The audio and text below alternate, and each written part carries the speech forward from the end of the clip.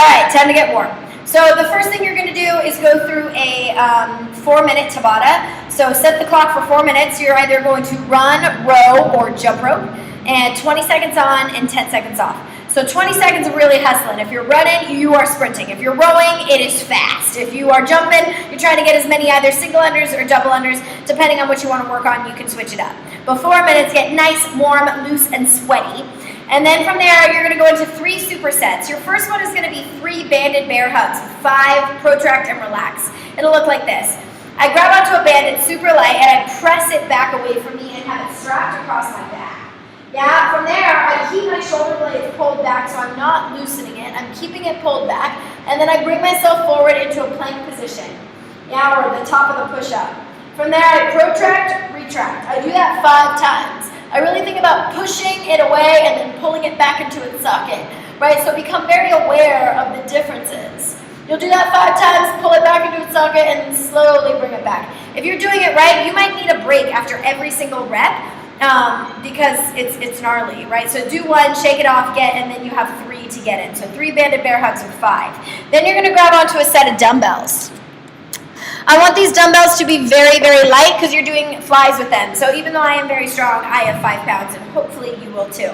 When I think about being bent over, I want my core to be engaged, to connect my upper limbs to my lower limbs.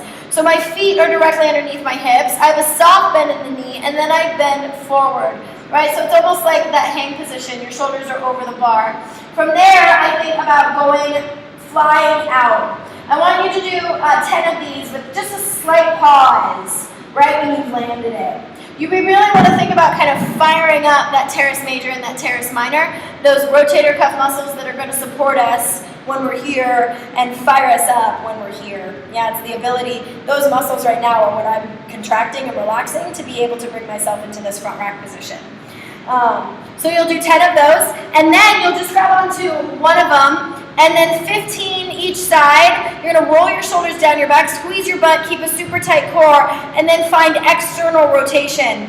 So I'm here and I'm just trying to bring it out, right? I'm trying to get my hand in line with your elbow. You might find that yours stops here. I would actually love to see where yours does stop, but you'll do 15 on each side, and then you'll go 15 on the other side. Notice I pause, I land in this position, that way I can kind of fire up everything back there and hammer in that open chest and tight back.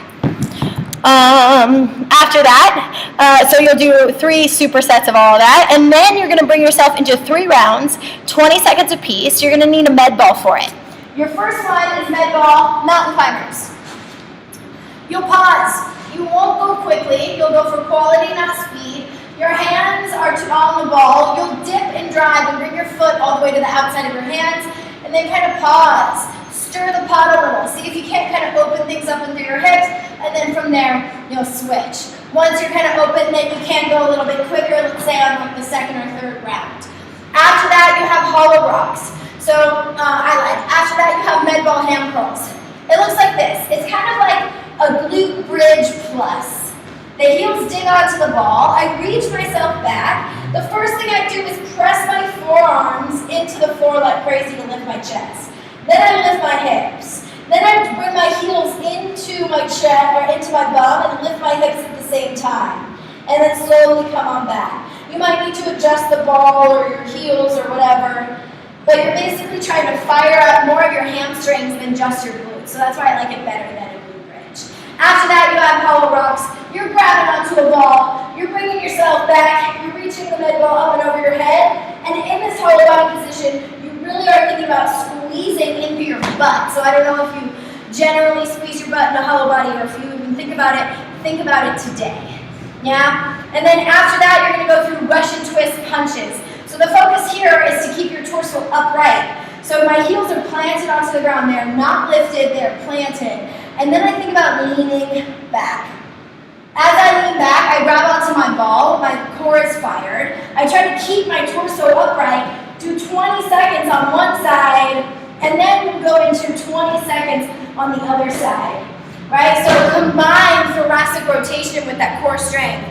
Try to keep your torso upright, so that way you'll apply it to every movement pattern you do, which is chest up, butt low, yeah? All right, and then after that, You'll go through 3 rounds of all of it. Again, this is going to be a really good warm-up for anything overhead, so snatches, kipping, holding a dead hang at the bar, trying to externally rotate, firing up through those rotator cuff muscles, allowing the lat to support us but not to overwork and become more short.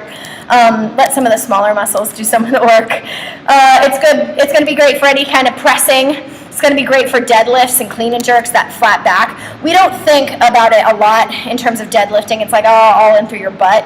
We know the pains of lower back pain due to deadlifts, but I really want you to think that when you deadlift, it's not just a butt exercise, it's a posterior exercise. So it's your entire backside that you're working to strengthen. So it should be your lats, it should be your kind of rhomboids, it should be everything back there that you cannot see. That's the point of a deadlift. And that is the point of this workout, or warm up rather.